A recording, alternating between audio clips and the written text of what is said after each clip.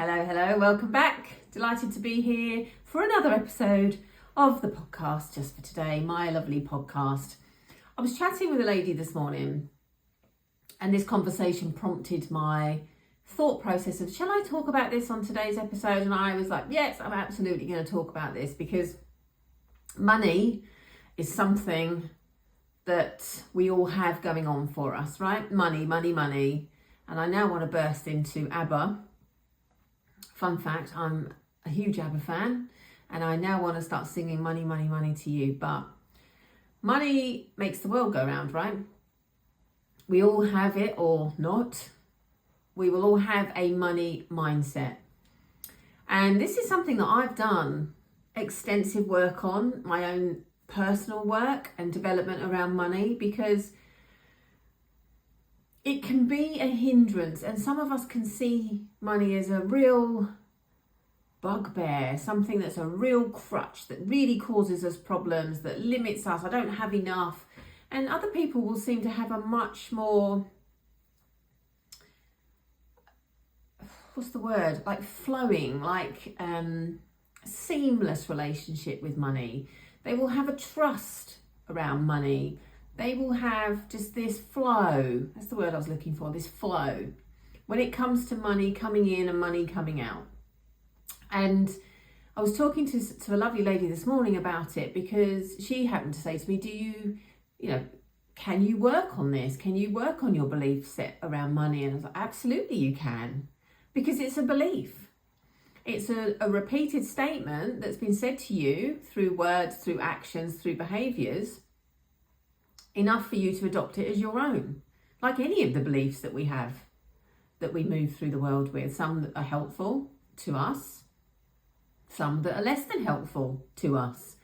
And the great news is that they weren't ours to adopt in the first place, but we did. We unconsciously made that choice. So we can consciously and then unconsciously choose to not have those beliefs with us any longer.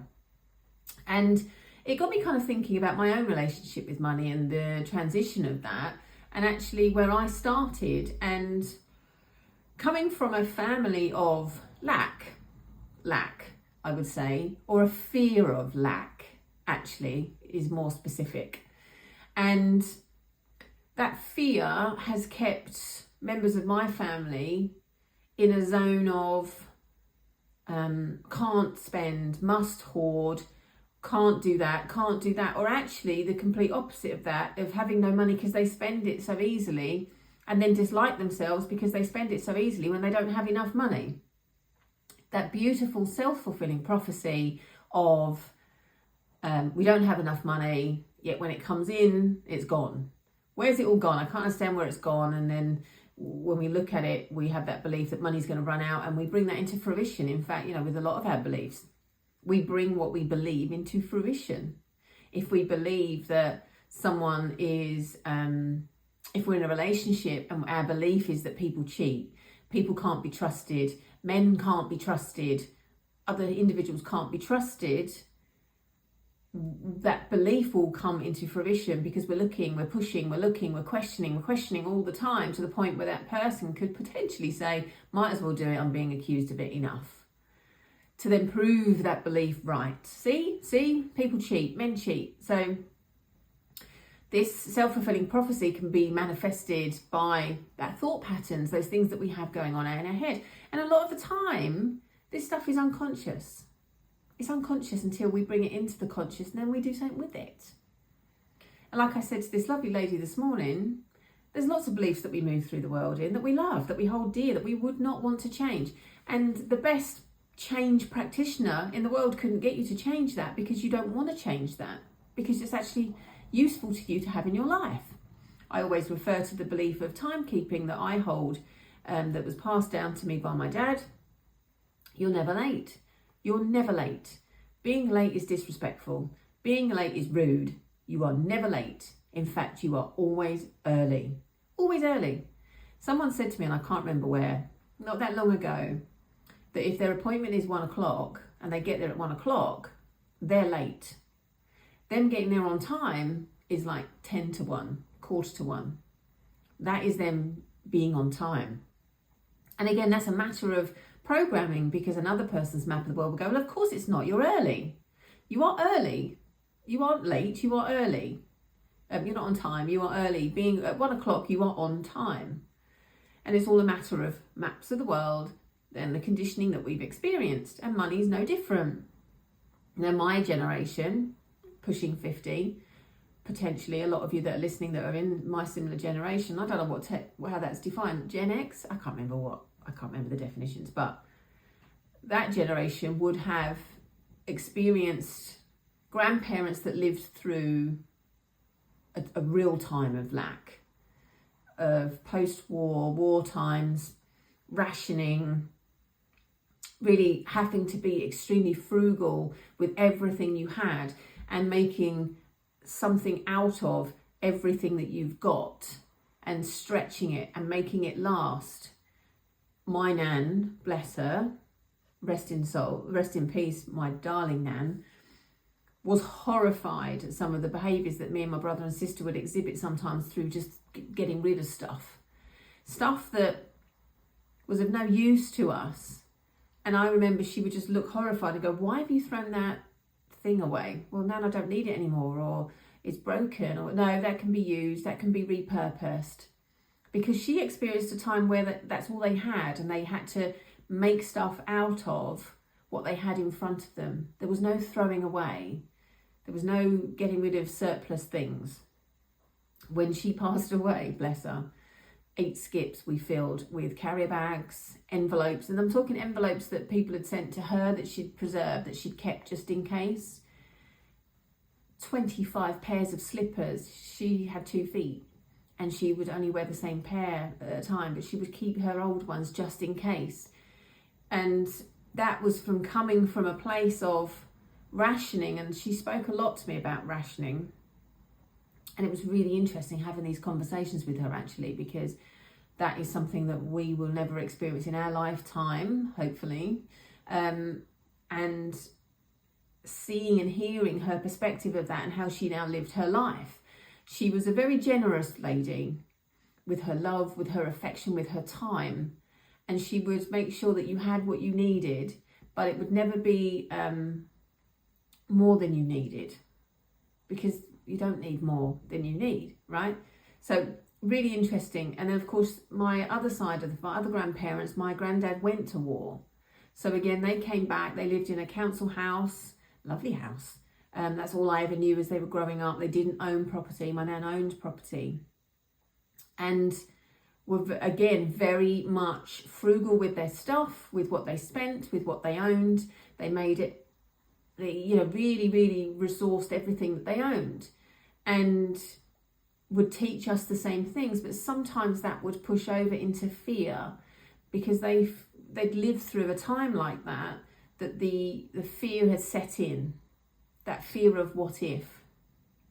And the world that I was being raised in wasn't the same as that. But the fears were very much there, not necessarily in that they said to us, don't do this, don't do that, but it would be exhibited in their behaviour and how they did things. So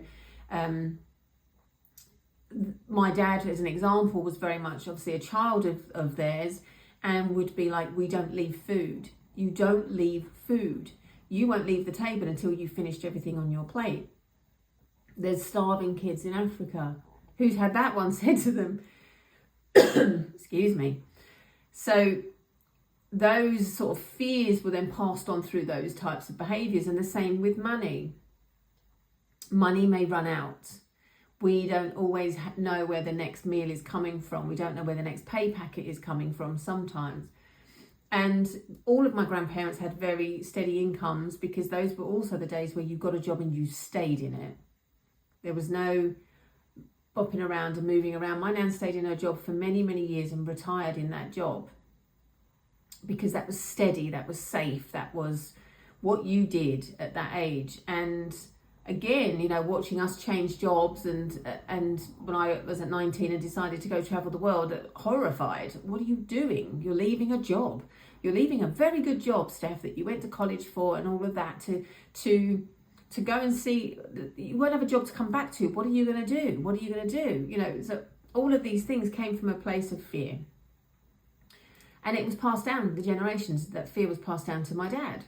And my dad, again, very generous, very kind, very compassionate man that will give you whatever he's got, but has never been extravagant and always given you what you needed. There's no need to waste money on this and waste money on that. And I was raised by my dad who said, you don't have credit cards if you can't afford the bill at the end of the month. You don't have what you can't afford at the end of the month. So have a credit card, of course, because you might want to buy it now, but you need to know that you've got that money at the end of the month. You will not be paying back interest. You will not be doing any of those things. The same with mortgages. There's a set where you did a mortgage and you only did. So very much like fear-based, but very reasonable, very practical at the same time. But saving for all of these behaviours because of the fear of what if tomorrow you lose your job or whatever. So as I was coming into the world of grown-up shit, shall I say, and I consider that parenting, not all the stuff before that. Being a grown-up for me was buying a house, having children. I kind of stepped into this mindset, and I wasn't aware I'd done it until I started doing this work on myself, 20 years ago, and then more progressive, of actually there's a fear here that money might run out, and that money runs out before I even know it. And I got caught in that self-fulfilling prophecy. And when I came to work for myself and started managing things like taxes and bank accounts and all of that lovely stuff, I started to notice the noise in my head was very much of, there's not enough. What if, and starting to feel that sense of panic rising in me if my bank account would go below a certain number that was the safety zone. My dad also taught me that, about this safe zone, this buffer that we have, and this fear that would happen if I got below that, and what does that mean, and what if this, and what if that, and oh my goodness, and I can't do this, and I can't pay for that. And that fear set in, and it consumes you, and you start playing things over and over in your head. I mean, how many of you have had things said to you like money is the root of all evil? That was something that was said to me growing up. Money is the root of all evil. And don't flash your money around. Don't be so flash. If you have money, be humble. Be, I can't think of the word, but just don't be flash. Whatever the opposite is to be flash. I can't think of the word. Just be, sitting there. So again, my dad would drive average cars, average things, so that it didn't stand out, didn't look like he had money. And I'm not sitting here saying my dad's got loads of money. I'm just saying this is how he wanted to present himself to the world. That, we don't need to spend money on things that aren't necessary. Have a car that just gets you about. Doesn't have to be flash. Good working order, Steph. He always made sure I had good cars that would keep me safe, but they don't need to be flash, Steph. So when I started buying new cars, and 2012 was the first time I bought a new Mini. Oh, you've lost thousands on that as you've driven it out the showroom. Why would you do that? Don't plan to sell it. So, and I love it. And it brings me joy and it makes me happy. And I chop my cars in every 3 years. And I know my dad's secretly thinking, what a waste. So when this lovely lady said to me this morning, do you think we can work through money mindset? Do you think we can change the way we see money? It's like, absolutely we can. Absolutely we can. And for me, and the work I do, it always starts with, let's look at where this belief was formed. Let's look at where it started. Let's look at whose words you're using or whose thoughts are in your head. Who is it? Who is it that you can hear when you're thinking about doing this or doing that or spending this or spending that? Or when you look at your bank account and you open up your account, what happens when you open it? I used to open my app and this fear of doom would set in. I'd be like, oh God, can I even look at it? And it was just a horrible feeling, that sense of, oh my goodness, So there's a couple of questions I wrote and journaled on for myself that I want to share with you today, because I think it might be useful for you. And a couple of my clients have had these questions from me, and it's been really thought-provoking for them to start digging into their money mindset, thinking about where they are as a starting point so that we can understand where they want to get to and what needs to happen in order to get there. So the first question I would ask of you is, in respect of your money mindset, what are you afraid of? Let's open up that question. What is the fear? What is the worst case scenario that can happen around that fear of lack, or even the fear of having too much as well? Because we can always assume that there's a fear of not having enough. But is there a fear of having too much? What might happen to people around you? People might treat you differently. I often see the TikToks that say, I won't tell anyone if I win the lottery, but there'll be clues, and it'll be like someone walking with 30 horses or dogs, or opening a sanctuary of some sort. But having money can sometimes cause fear as well, or the thought of having money, which can then prevent us from striving for our goals. So think about, what are you afraid of? What stories or memories really bother you when it comes to your money story? Think about that. What stories or memories really bother you? What have you not forgiven yourself for? Has there been something that's happened in the past that you haven't forgiven yourself for? Maybe there was an issue with money that you found yourself in.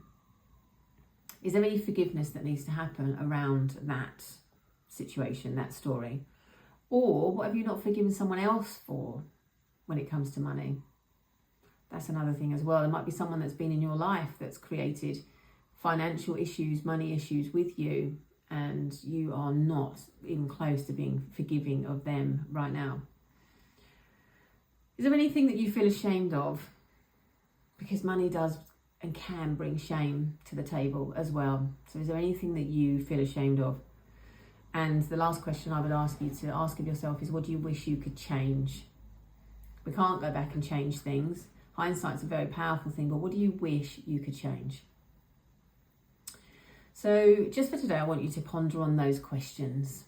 They're really powerful questions. So create some space where you can just be undisturbed, maybe for a half hour, 45 minutes. Be in that space, just get a pen and a paper. If you've got a journal, open your journal up and just write from an unconscious place. Say the question and notice what the first thing that pops into your head, and just journal on it. Journaling is a very powerful tool, and it can often be the solution to problem solving, or helping us make our way through what's presenting in our thoughts, in our inner dialogue, and how we can start cutting through the noise and finding actually what the source is underneath. Now, of course, I can help you with this on a one-to-one basis as well, and I often work with my clients on things like money issues, money mindset, and beliefs and behaviours associated with that, because knowledge is power. When we know where it comes from, we know how we're going to move ourselves forward as well. Now, there's two ways you can work with me on this. There is one-to-one sessions on a pay-as-you-go basis, which is you rock up to the session in person or on Zoom, and we have that session, and you go off on your merry little way and see me as and when you would like to. Or there is Steph in your pocket. And that means you literally have me in your pocket, not me physically, but me at the end of your phone. There are two tiers to Steph in your pocket. Tier 1 is 1 session a month, in person or on Zoom, and 4 weeks virtual support, which is WhatsApp virtual support, voice notes, text, etc. Tier 2 is 2 sessions with me, in person or on Zoom, and 4 weeks virtual support. I love both of these offerings, one-to-one and Steph in your pocket, but Steph in your pocket just gives it a little bit more of an edge, and that's because you get to continue working in between sessions with me. When stuff comes up, when you experience life, we talk it through. I give you some tools. I might share a relaxation. I might ask you questions. We share the wins. You tell me the things where you're starting to notice how the changes are occurring in your life. It's just a really beautiful way and I love working this way. It keeps me in constant contact with my clients. If they want that, they might not. But if you think this is something you would like to explore with me, I'm going to pop a link in the show notes where you can reach out and we can have a chat. No obligation at all. I offer a free alignment call with everybody either on Zoom or telephone. There is no obligation to work with me because I've got to be the right fit for you. But you're listening to my podcast, so I'm assuming that, and you've got to this point of the podcast, that you have an interest in what I have to say, and I would absolutely love to support you to be the woman that you want to be in 2024. Until next time.